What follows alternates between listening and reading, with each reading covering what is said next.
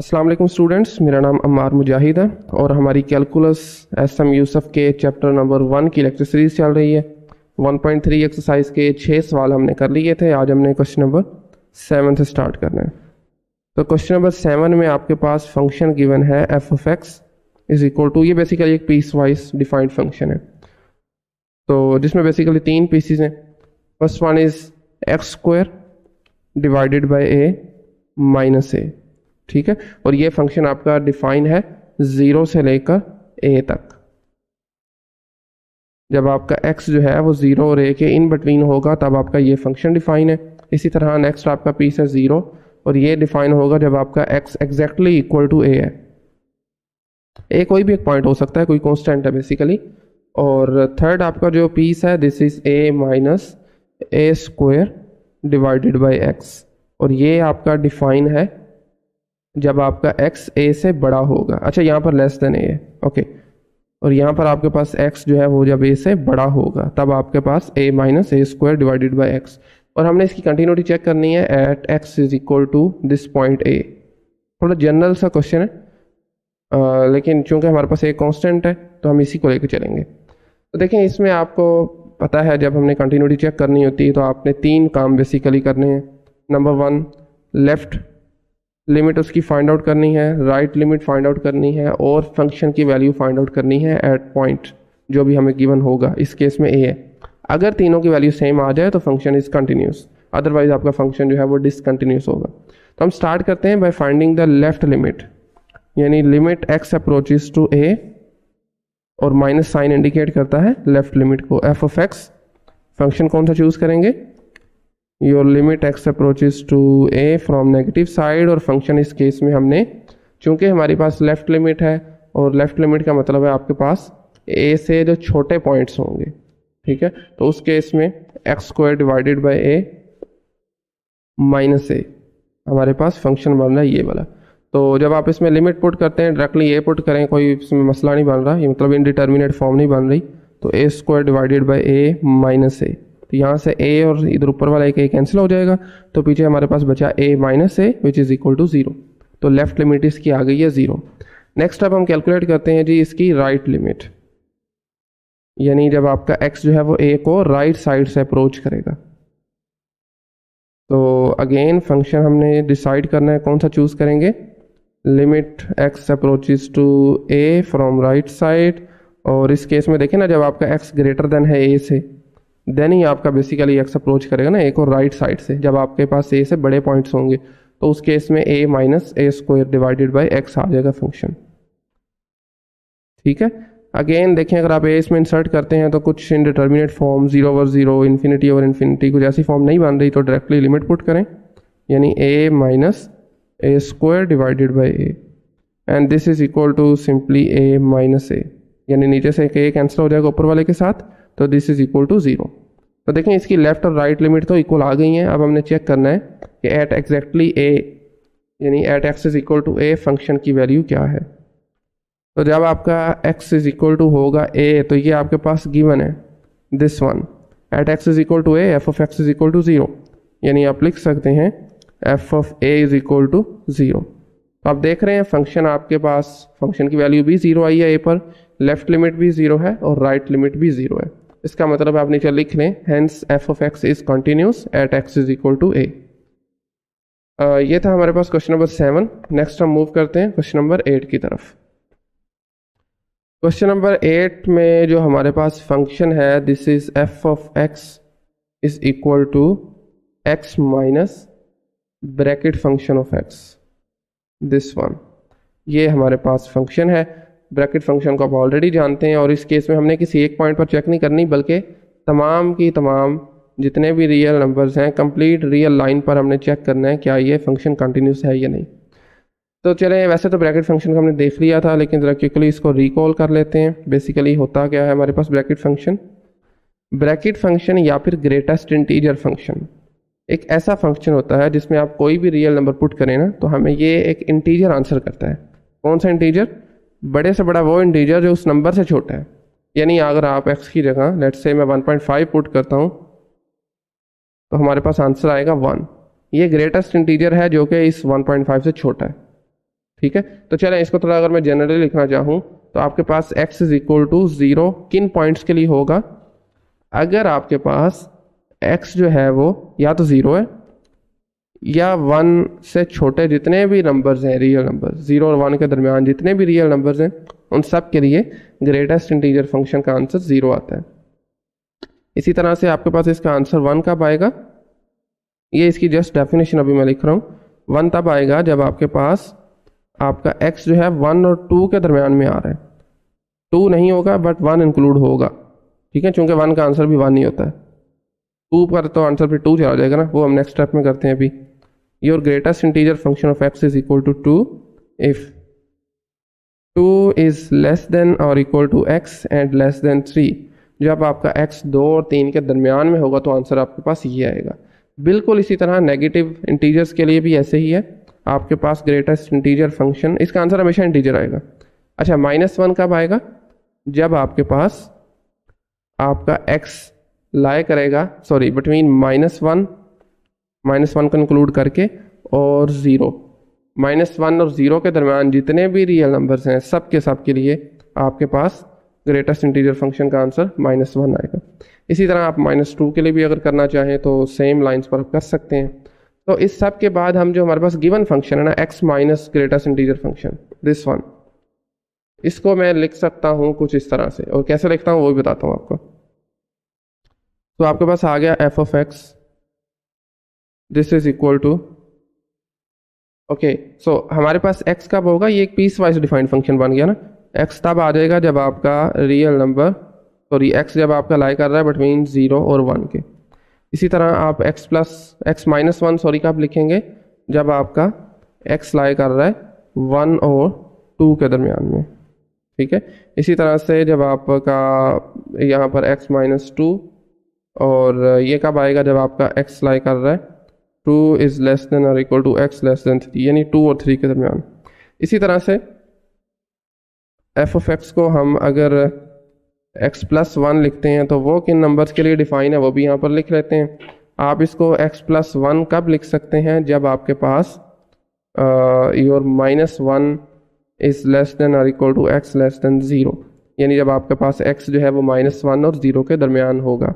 इसी तरह से आप इसको x प्लस 2 कब लिख सकते हैं, जब आपके पास x जो वेरी करेगा -2 से लेकर 1 तक, -2 से लेकर सॉरी -1 तक, इज़ लेस देन -1। तो हमने इसको थोड़ा एक्सपेंड करके लिख लिया बेसिकली, क्योंकि आपके पास ये स्टेप फंक्शन बनता है, आपके पास हर इंटरवल के लिए आपके पास जो आंसर है वो डिफरेंट होता है, ठीक है। तो उसको मैंने कुछ इस तरह से लिख लिया यहाँ पर। तो अब चेक करेंगे, ये कुछ वैल्यूज़ लिखी हैं, इसी तरह आगे आप लिख सकते हैं एंड सो ऑन, यहाँ पर भी एंड सो ऑन, ठीक है।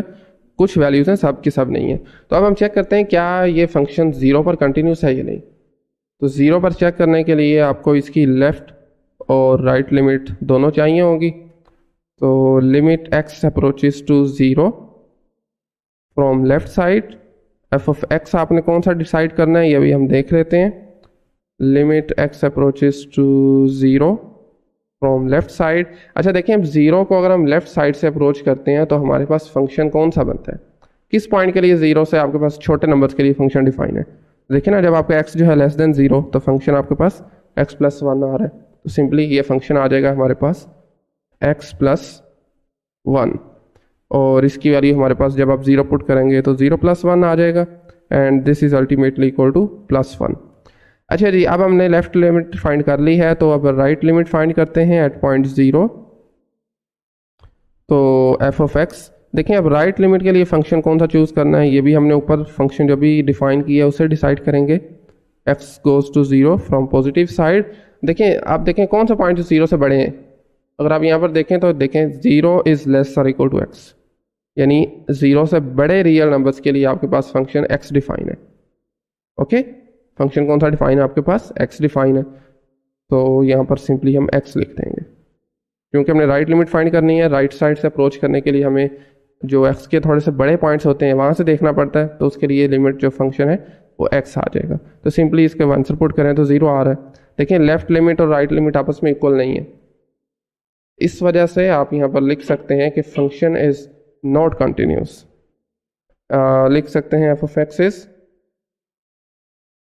या आप बल्कि कंटिन्यू से पहले बेसिकली लिमिट एग्जिस्ट नहीं कर रही, कंटिन्यूटी तो खैर बात की बात है ना। तो limit x goes to zero f of x does not exist.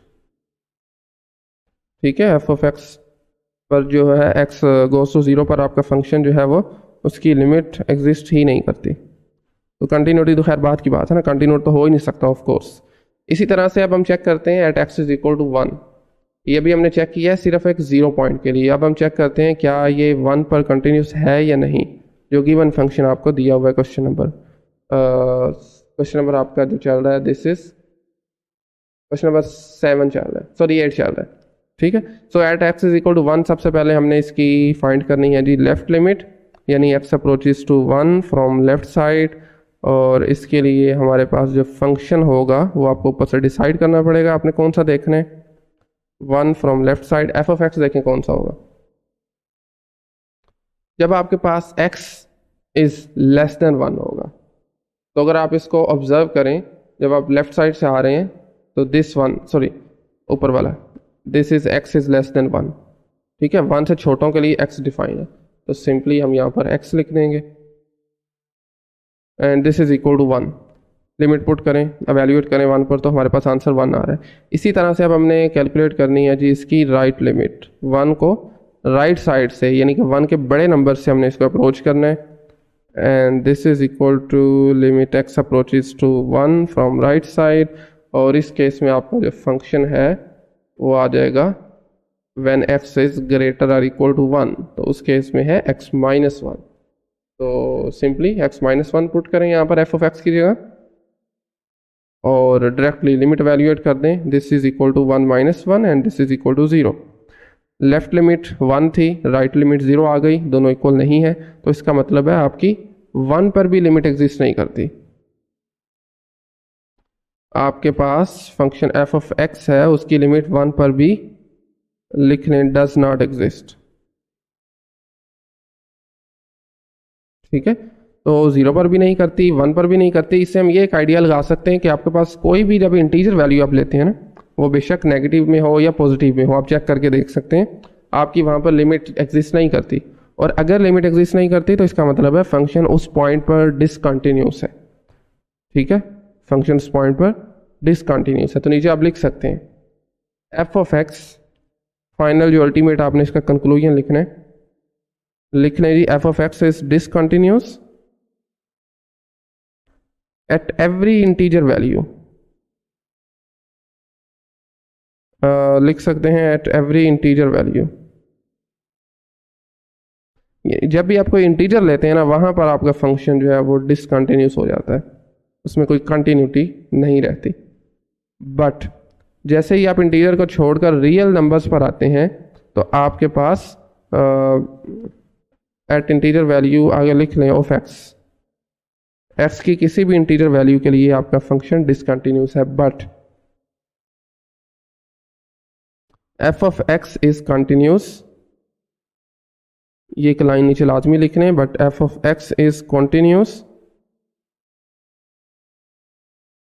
continuous at every other real number,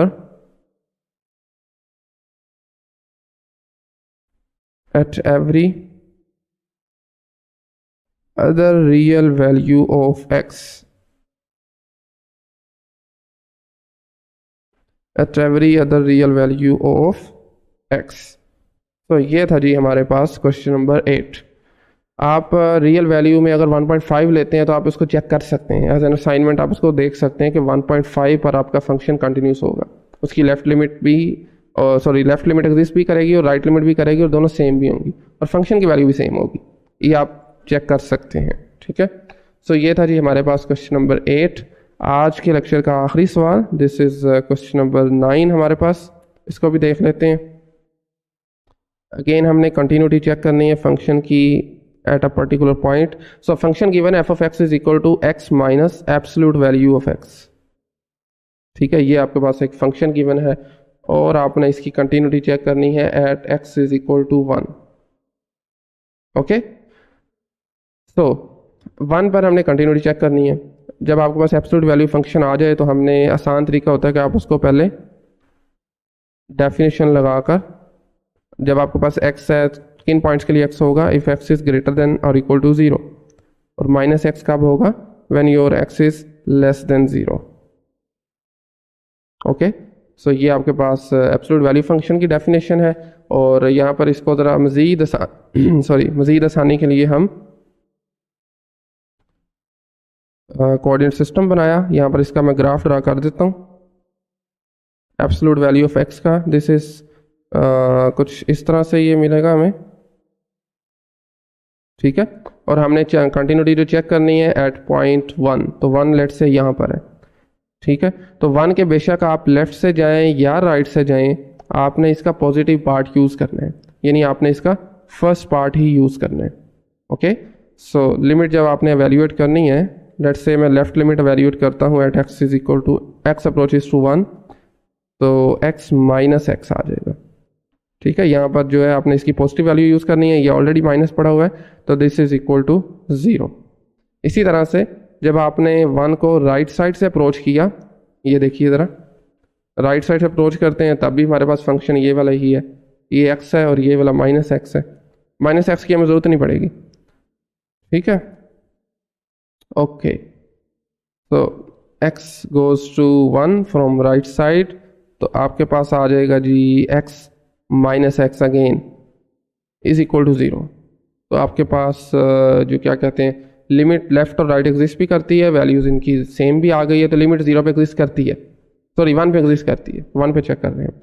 इसी तरह से आप फंक्शन की वैल्यू अगर आप 1 पे चेक करना चाहें, f of 1 is equal to 1 minus absolute value of 1। 1 की एब्सोल्यूट वैल्यू क्या होती है, सिंपली 1 आ जाएगी, पॉजिटिव है, and this is equal to 0। Function की वैल्यू भी 0 आ गई है, लेफ्ट राइट लिमिट भी दोनों 0 हैं। इसका मतलब है this implies that f of x is continuous.